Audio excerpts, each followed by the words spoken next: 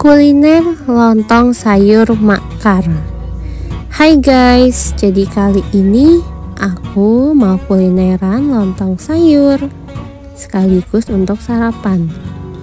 Nah, lokasinya itu tepat di depan kuburan Ngadisimo, Kota Kediri ya.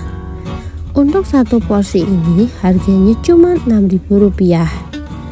Kalian udah dapetin lontong tebalnya ini, terus ada bubuknya kayak gini.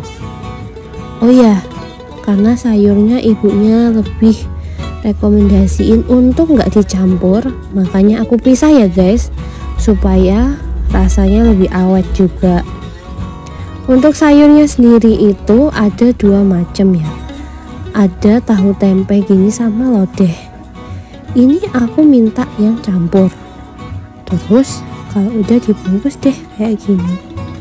Di sini juga ada ketupat kalau kalian suka banget sama ketupat. Pokoknya langsung makan aja guys. 6.000 gini aja udah dapat kerupuk juga loh. Gimana? Kalian tertarik nggak nyobain lontong sayur makar ini?